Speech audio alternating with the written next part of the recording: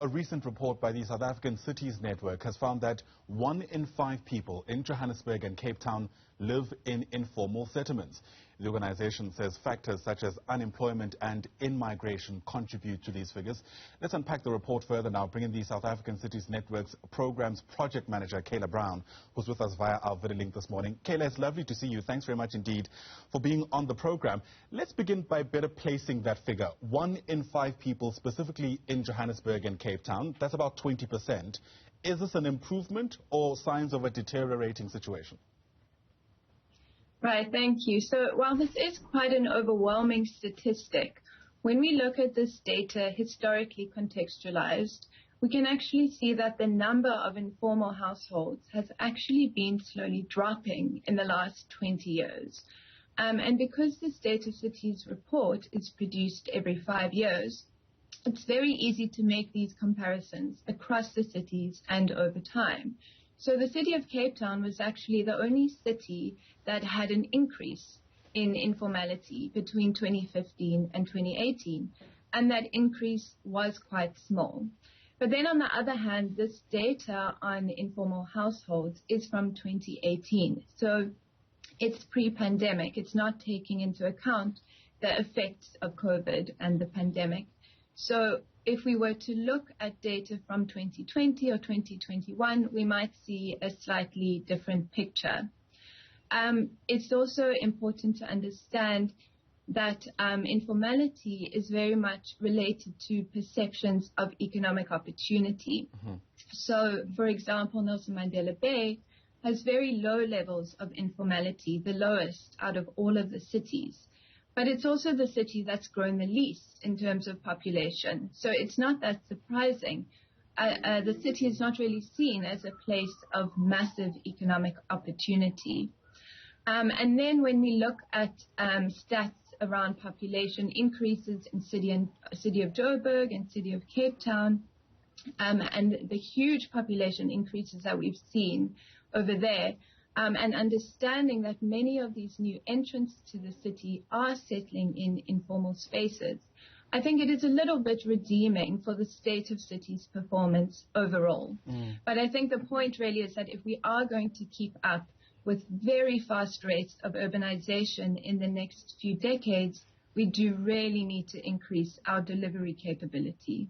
So interesting what you've just mentioned around informality being some kind of proxy, if you like, for economic opportunities. And of course, I'm paraphrasing.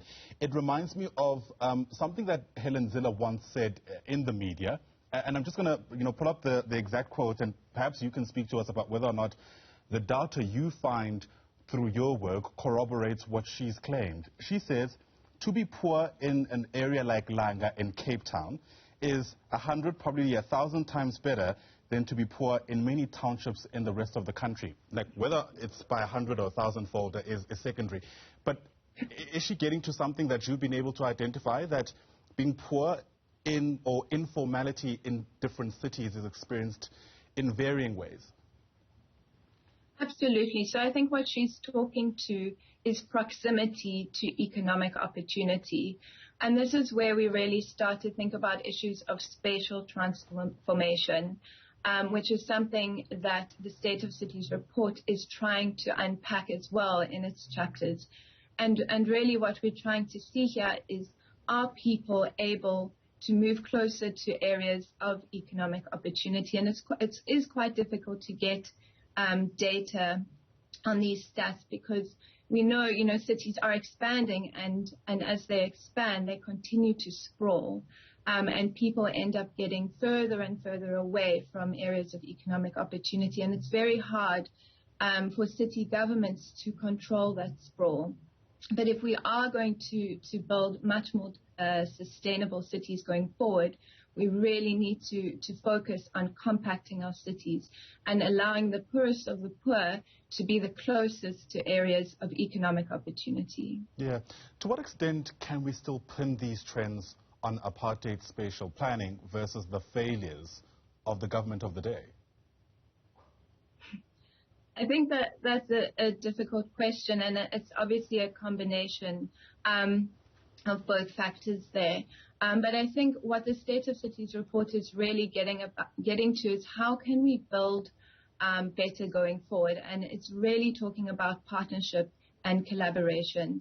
And the cities that the challenges that our cities face are so vast, both because of our inherited apartheid spatial planning, but also, in the future because of the challenges that climate change will present.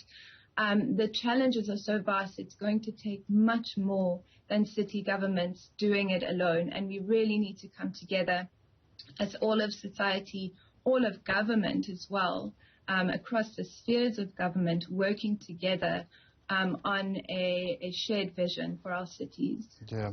Do we have examples, Kayla, perhaps in the work that you've been able to do, perhaps even out of South Africa, of cities that don't have inequalities that are as stark as what we're seeing in parts of South Africa, where there's greater homogeneity across the entire city versus the dynamic, for instance, we have in Johannesburg, where an Alex and a Sandton are on the opposite economic spectrums, but are right next to each other? Absolutely, they are. And I think the report tells many stories about very good work that is being done across all of South African cities. I think there are many good projects being done, but even more importantly, I think it is about identifying good institutional processes, because I think the challenges ultimately lie in the institutional structures and the procedures which shape what gets done in a city. And so while there are cases of collaboration between government and all sectors of society, these cases are often quite isolated.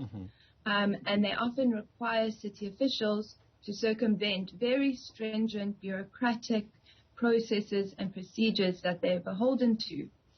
So there's certainly shifts within the institutional framework that are necessary in order to make it easier for this collaboration to happen in much more constructive and creative ways. Yeah. Within communities where informality is a lived reality, if that makes sense, you've also found that there's varying levels of food insecurity.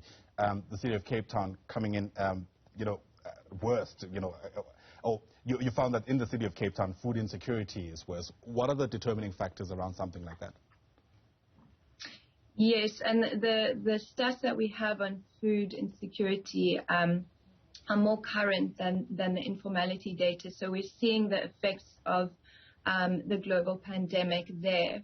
And when we look at our unemployment stats as well, I think we're seeing a similar picture where over the last 20 years, we have achieved a lot, and food insecurity and unemployment has been slowly dropping.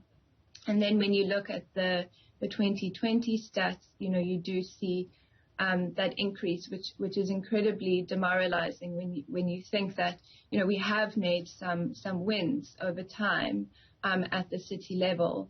And then something like the pandemic can really just undermine all of that progress. So then I think it's really about thinking about resilience, this concept of resilience, and going forward, that concept is going to become even more important in the face of climate change challenges. Fascinating findings. Thanks very much indeed for exploring them with us. Really do appreciate your time. Kayla Brown is the programs manager, or the programs project manager at the South African Cities Network. Once again, Kayla, thanks very much indeed.